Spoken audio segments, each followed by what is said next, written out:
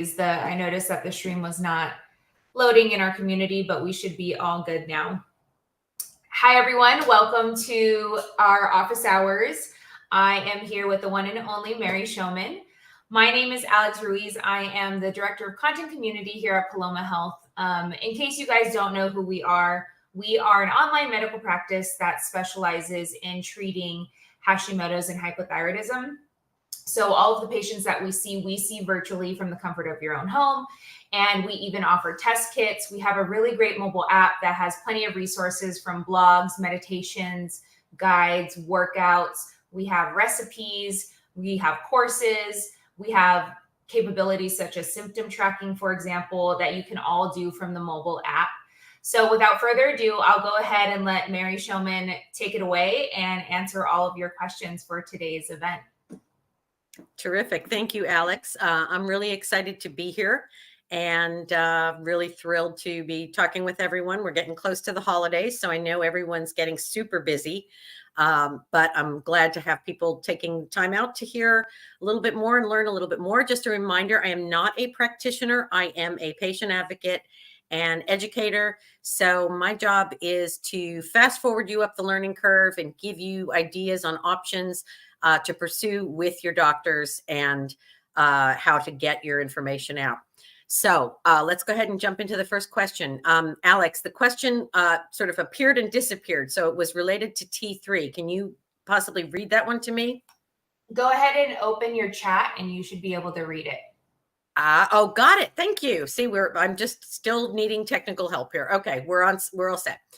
Okay, so why should I add reverse T3 to my test if we don't know what it does? So this is an interesting question because the Paloma test kit, which tests for TSH, free T4, free T3, and thyroid peroxidase antibodies, you have the option to add on a reverse T3 test when you're checking out and buying one of those test kits. You also have the option to add a reverse T3 when you're getting blood work done at your doctor or your lab. So the idea that we don't know what reverse T3 does, we actually do, because reverse T3 is an inactive, useless, and blocking form of T3. And T3 is the active thyroid hormone at the cellular level. That is the hormone that goes to those cells and helps the oxygen and energy get through the barrier and into the cell. Well, I've heard people explain what reverse T3 is in various ways, but one of the best explanations I've heard is that it's kind of like if you have two fitted gloves. You have a right-hand glove and a left-hand glove, and if you put them next to each other, they look pretty much the same, right? They both are gloves and they look very similar. But if you try to put your hands in, they're not quite going to fit because they're set up for the right hand and the left hand. Well, it's the same with reverse T3. It's shaped exactly like regular T3, but when it tries to get into the cell receptors for helping that oxygen and energy get in, it fits in, but it doesn't open the door. It's like a key that won't open the lock. So when we test for reverse T3, we're looking to see what level of this type of T3, this useless inactive form of T3, do we have floating around in our bloodstream. And if that level is very high, that can be an indicator that you might benefit from a combination therapy, T4 and T3, or a natural desiccated thyroid drug, rather than a T4 or levothyroxine only hypothyroidism treatment. So there's a benefit to testing for that reverse T3 in helping make that decision. And the other benefit of testing for reverse T3 is it also is identifying when your body is under stress, because the body makes more reverse T3 when it's under physical, emotional, life stress.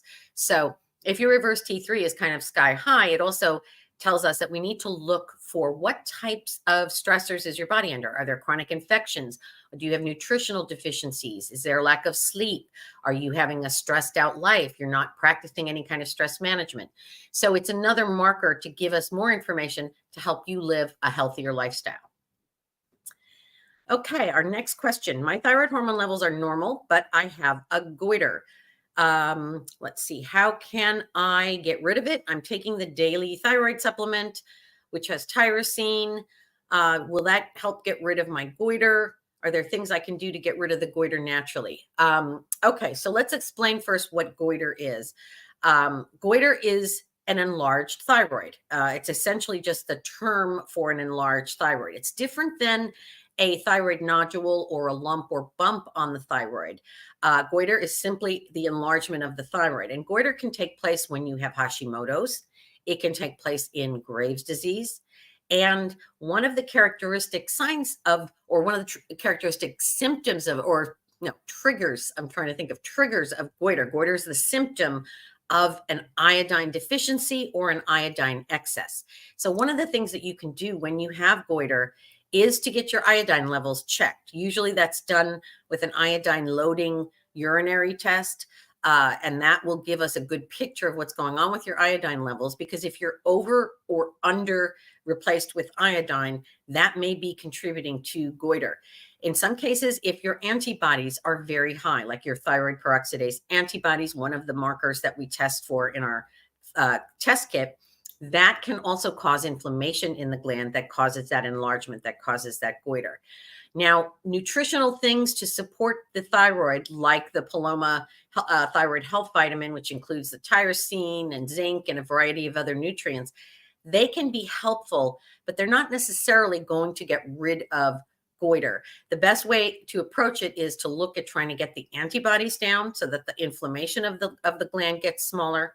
Also to look at making sure you're getting that good nutrition, the good thyroid nutrition, like through a vitamin, and getting as much of these nutrients as are recommended.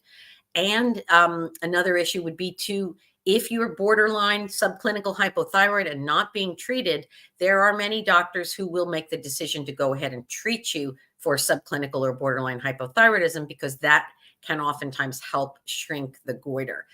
There are situations, however, where goiter does not shrink. And if that's the case, then the question is it cosmetically unsightly? Is it so visible that you want to get rid of it? And in that case, sometimes there are other treatments that might be done for a goiter. And then there are situations that are considered more of an emergency. If the goiter is interfering with your ability to breathe or swallow, then typically your doctor would recommend surgery to remove all or part of your thyroid in order to clear your airway and make sure you can breathe and swallow correctly. So taking good care of the thyroid overall is going to support thyroid health and reduce the chance of goiter and perhaps help it.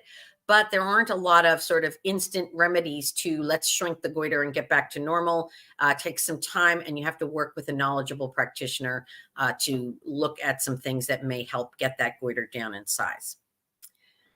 Okay, we have another question. I have Hashimoto's and I've had gut and bathroom issues for over 15 years, along with other common symptoms, fatigue, brain fog, depression, etc. I follow a very strict gluten, dairy-free diet. I've done elimination diets. I eat healthy whole foods and rarely eat in restaurants, and nothing seems to work. Any words of wisdom on diet would be appreciated. This is an interesting question. I'm not completely sure if the main problem here is gut and bathroom issues, but that's what it sounds like. It wasn't necessarily weight loss or antibodies issues. It seems to be more about dealing with the gut and having digestive problems. In this situation, I mean, this may have something to do with thyroid, but this is one of those examples where we have to be a little bit careful about assuming that everything that we have symptomatically is driven by a thyroid condition. This person could have sort of a chronic bacterial dysbiosis, an imbalance of bacteria in their stomach. Even though they're doing all of these really amazing things, if you have an imbalance in your gut bacteria, which some of us can carry for decades, this is going to create a variety of gut problems, can cause leaky gut types of symptoms. You can feel irritable bowel syndrome. You may have alternating constipation, diarrhea, loose stools, stomach upset, feelings of nausea, bloating, variety of digestive issues that are indicative of some sort of underlying gastrointestinal issue. Also, keep in mind when you have Hashimoto's and hypothyroidism, you're at higher risk for suspicion of celiac disease, because celiac disease is much more common in autoimmune patients. So we would want to maybe take a look at, does this have anything to do? Now, she's saying she follows, or he, a very strict gluten and dairy-free diet.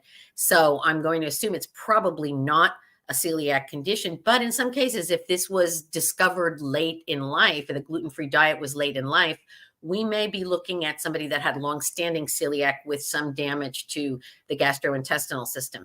So as always, with everything thyroid, we make sure the thyroid treatment is optimal. So we want to be at optimal levels, optimal thyroid replacement, and really feel our very, very, very best from the thyroid standpoint. And then when we still have continuing symptoms from that standpoint, then we may need to look to other causes and other potential triggers. All right, what are the guidelines and frequency for thyroid medication adjustment during pregnancy, and how frequently to repeat thyroid labs? Okay, so when you're pregnant, there's a different reference range. It's a much narrower and lower reference range. I don't have the numbers off the top of my head, but we have a chart at the website in an article about that, showing what the different levels are supposed to be first, second, and third trimester. But they tend to be a lot lower than the general reference range. So I think it's like a 2.5 and lower. But don't take my word for it. We need to look that up, and we can probably put that into the chat as well. But the issue here is we need to keep a lower TSH because we're trying to provide enough thyroid hormone for the developing baby, especially in that first trimester, because baby's thyroid is developing during first trimester, but it doesn't come online and start producing thyroid hormone for the developing baby until the second trimester starts. So about 13, 14 weeks. So that first trimester, which is so important for neurological development, the baby's entire body is relying on the mother's thyroid supply. So it's very important when you first confirm your pregnancy to get your thyroid checked, because most women need at least a 50% increase in their dosage in thyroid medication within the first trimester in order to accommodate the additional needs of the baby. I believe the guidelines say that you should be tested every trimester thereafter. But I can tell you, as somebody who got pregnant with Hashimoto's and hypothyroidism, I erred on the side of caution. I tested immediately upon confirming my pregnancy. And my piece of advice is test frequently at home, and don't wait to confirm your pregnancy until you've missed a period. If you're trying for a baby, start checking right away. Because as soon as you can confirm, you can either get your thyroid tested, or you can have a plan in place with your doctor to immediately increase your dosage. Many doctors will have that plan in place with a woman who is trying to conceive. I checked at least twice a trimester because I was wanting to keep very, very on top of my levels. I know other women that have done that as well. That's where the thyroid test kit comes in handy, because you can test as often as you want and it's affordable. But at least once a trimester, and definitely that first trimester, when you first confirm the pregnancy, you want to definitely be checking it to make sure that it's staying where it needs to be in the lower end of that pregnancy reference range. And don't ever let anybody tell you you're being neurotic or you're testing too often, because when it comes to ensuring that you have a healthy baby and a healthy pregnancy, I don't think there's anything that's neurotic about that. If it is, I'm neurotic too, because I did that and I had a healthy baby. Okay, let's see. What do we have here? I found a functional medicine, NP. We're combining HRT with T3 and T4, but my hair is still falling out. My nails are thin, short, broken. My skin is breaking out. Weston Childs has a name for this condition called N-thyroid or something like that. When a person has maximum thyroid and hormone support, why would their thyroid still not balance? Before I went back on T3, my T3 was too low. Okay, so this person's got a complicated situation, but here's the thing. If they are taking HRT, hormone replacement therapy, my guess is they're perimenopausal or into the early stages of menopause, and they're taking T3 and T4. So one of the things we need to talk about is how when your hair is falling out and nails are not strong and skin is acting up, these can all be signs of things related to your hormones. And so one of the things that I would want to check in this situation is Where are those different hormones looking like? Is the estrogen decent? Is the progesterone okay? Testosterone, is it too high, too low? Do we have a high level of dihydrotestosterone, DHT, which helps trigger more hair loss? Have we changed any medications lately? Because that can also trigger some hair loss. Did the person have COVID 6 months ago? Because COVID and other viral infections, a couple months later, we can often see a big shed of hair. So the issue here is I'm not 100% certain that everything is due to the thyroid, because with hair, it operates very slowly. And so you'll see shifts and changes, etc. One of the things that I've done, because, I've gone through periods of hair loss at times, but now at 62, I've got a pretty decent head of hair, good hair vitamin, collagen, because I do not take any HRT. I don't take estrogen, but I take collagen, which I find really helps with my skin and my hair and my nails. Usually in a couple of weeks, I can start telling it's working, primarily because my nails get stronger. But then within about a month or two, you start to notice some baby hairs growing around your hairline. So collagen, a good hair vitamin, a healthy diet, which includes enough protein, because protein is really important in order to maintain and keep your hair healthy. And making sure that the thyroid medicine is good. One of the things that people don't always realize is some of the ingredients in the thyroid medicines may be allergens or sensitivities. For me, when I was on Synthroid, I lost a lot of hair, but I'm also allergic to acacia and to lactose, both of which are in Synthroid pills. So once I switched off the Synthroid, got on a T4, T3 combination therapy, and switched up and added some more vitamins and supplements and things, my hair came back. But you got to be patient with hair. It takes time. All right. Next question. I have Hashimoto's, and I have been on compounded porcine thyroid meds for a while. I seem to remember recently reading that desiccated thyroid is not necessarily great for those with Hashimoto's. Okay. So compounded porcine thyroid is basically a compounded version of natural desiccated thyroid, like Armour Thyroid, MP Thyroid, and the old Westroid, WP Thyroid, and Nature Thyroid. These are thyroid drugs that are made from the thyroid glands of pigs. That's why they call them porcine thyroid. They are the form of thyroid medication that was the first to the market about 100 and some years ago, probably about 120 years ago now. And they have been around for over a century and are still in use today. A lot of people are still using desiccated thyroid drugs and prefer them for their thyroid treatment. In some cases, people get a very custom dose, or they want custom fillers. In that case, they're getting it compounded, which is meaning that they're specially putting these capsules together at a specialized dose for this particular patient. It's not coming in a bottle to a pharmacy from a manufacturer. It's being custom produced for that patient. Occasionally, you will see information that says that thyroid patients with autoimmune Hashimoto's shouldn't take natural desiccated thyroid. And I've asked a number of holistic and integrative doctors, is that really true?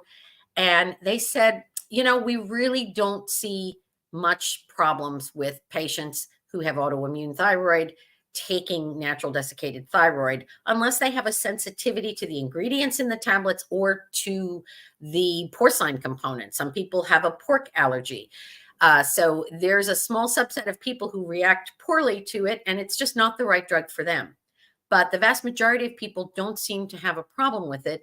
I think there were concerns because because it's derived from animals and not synthetic, that it may be perceived as an antigen by the body or as a foreign invader, and that the immune system would then get activated and get all revved up. But every single doctor I talked to has said to me, you know what, the best thyroid medicine is the one that works best for my patients. And if that's natural thyroid, if it's Synthroid, if it's Levoxyl, if it's a generic levothyroxine plus a T3 or a compounded med, that's what I'm going to go with.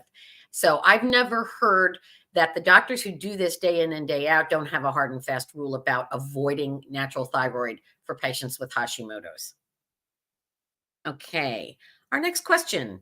What are your thoughts on iodine and low versus higher dosing? I've gone from one doctor saying I was iodine deficient with urine testing to prove it, another one telling me to stop taking it because I had Hashimoto's.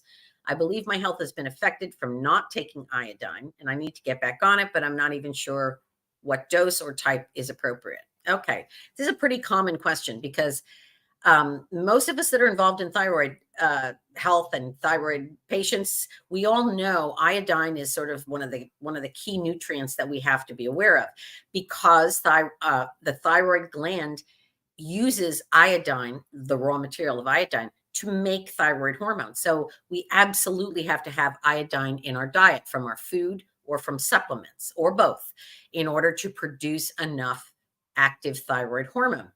So the question here, though, is because there are some holistic and alternative and naturopathic doctors and also store clerks at vitamin stores and things who basically hear the word thyroid and immediately they say iodine, iodine. And it's a little bit the idea is, oh, if there's some is good, more is better. And this is where we get into trouble. Iodine, I sometimes jokingly refer to it as the Goldilocks nutrient, because you don't want too much, you don't want too little, you want just the right amount for you. And how do you know what that is?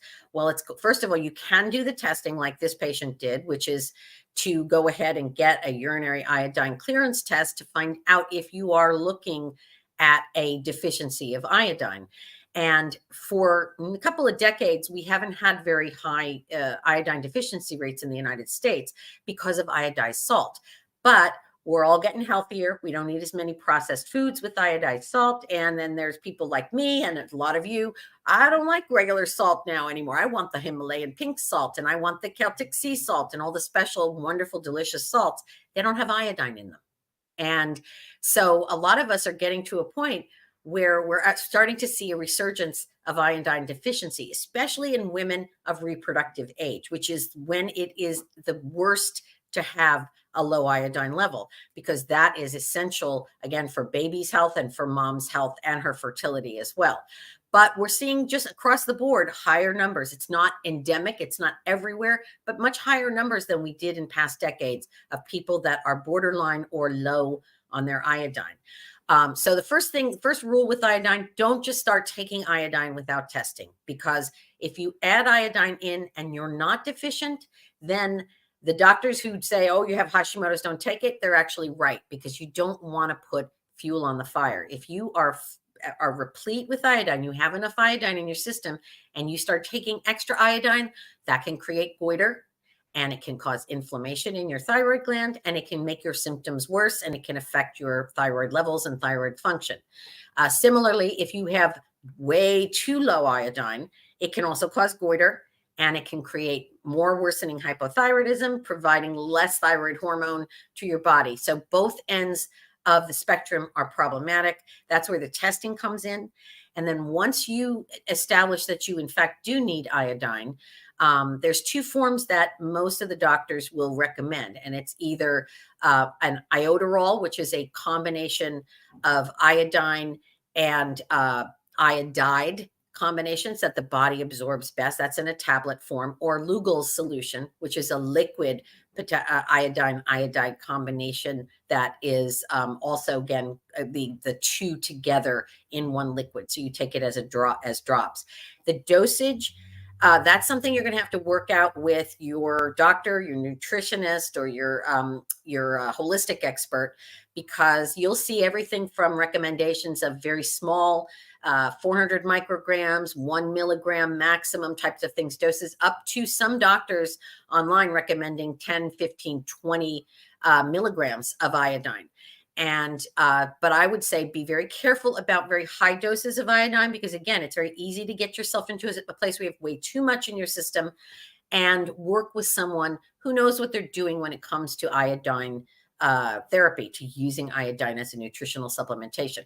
I can tell you myself, I cannot do supplemental iodine. I have Hashimoto's, I'm hypothyroid. I'm a little bit iodine deficient according to the test, because I've had the test done, but I've tried to take the iodine tablets. I've tried to take the Lugol solution, and every time, even if I take the smallest dose, my thyroid blows up like a balloon and I'm flat on the couch for a couple of days. So what I have found is I do much better with it in the food.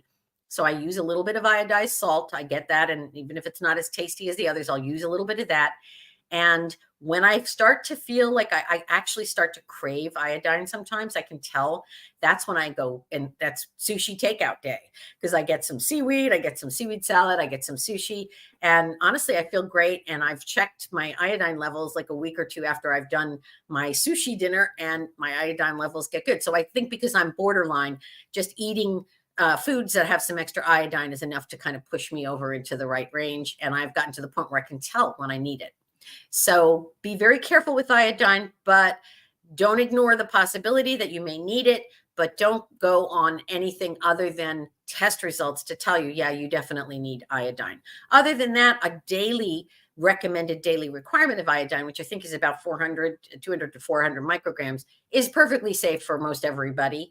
That's what you typically find in a multivitamin tablet or capsule.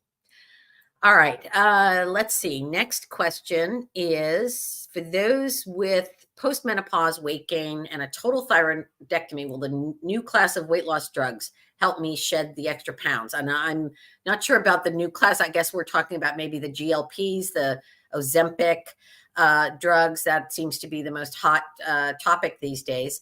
Those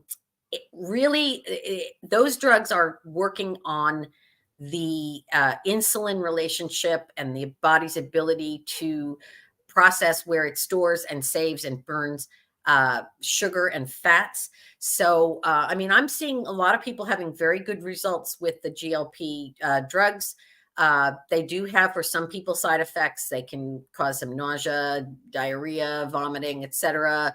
But a lot of people have no side effects or very few. And some people just jump right in and do very well with them. People do lose weight with those, but it's not maintainable without staying on the medication all the time. So the question there is that a viable option? They also tend to be extremely expensive and not always covered by insurance.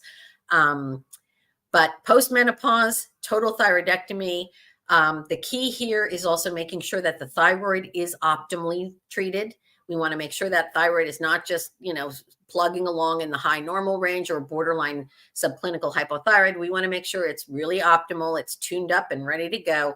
We want to look at diet and making sure that we're focusing in on some techniques like going with sufficient amounts of protein and maybe intermittent fasting, which help to reset and rev that metabolism back up, because that's what a lot of what's going on in the menopause and postmenopausal transition is that the metabolism is slowed down and shifted, and some of our fat cells have migrated from the buttocks and the hip area up into the belly, where they become extremely effective at saving and storing fat. So we want to do whatever we can to build some muscle, increase our protein intake, shift that metabolism around. And that's something that our Paloma nutritionists and Paloma Health coaches can also work with you on to help you sort of map out a strategic plan of action for this. All right, and then we have let's see, it looks like one of our last questions, basal temperatures. Please speak about that. I'm not trying to conceive, but I got a basal body temperature thermometer. My levels are normal, lower when I'm feeling well, but when I'm sick, I can't even get it to display a temperature high enough. Nobody believes I have a fever. Sometimes I feel sick when my temperature is 98. Have I seen this anywhere?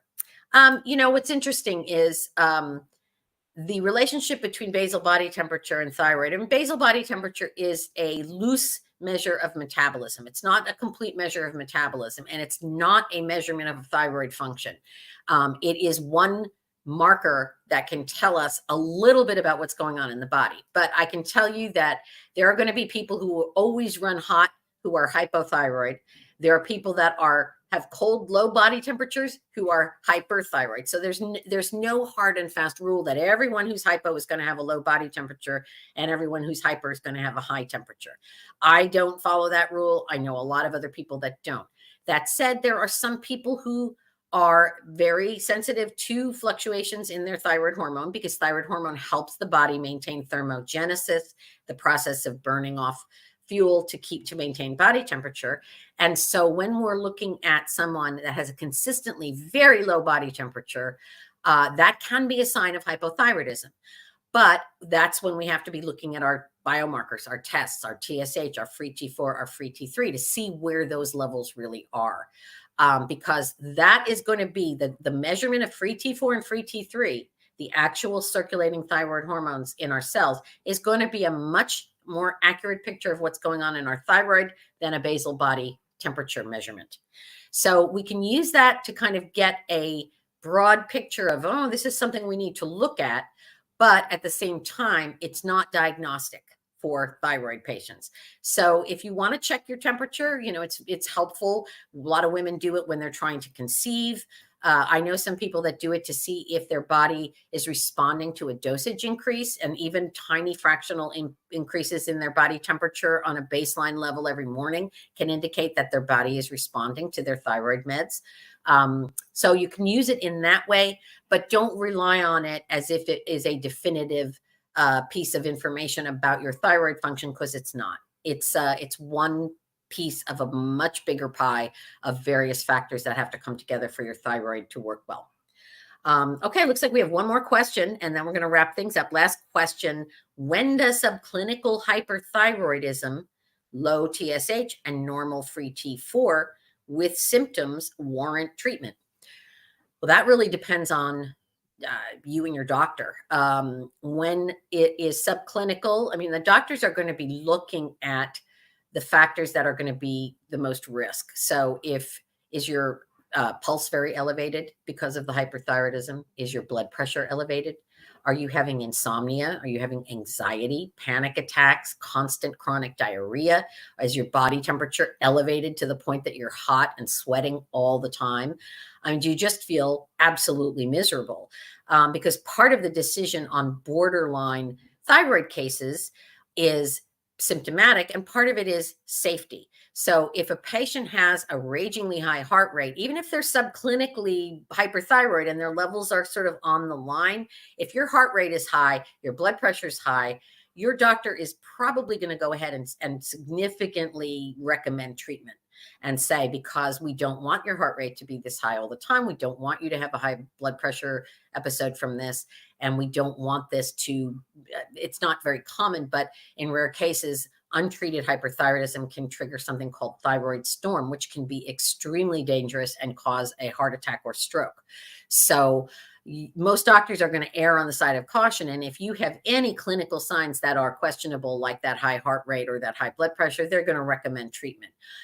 Conversely, if you're on the borderline and the doctor's thinking, well, it's one way or the other, but you feel sick, you feel miserable, you can't sleep, you're anxious, maybe your heart isn't that elevated or you don't have those symptoms, but you have diarrhea and you're anxious and you're having insomnia and you just don't feel when you're hot all the time, your doctor may also say, you know what, I think we're going to give you a treatment. We're going to be conservative about it. We're not going to go all in, but we're going to give you some treatment to make you more comfortable.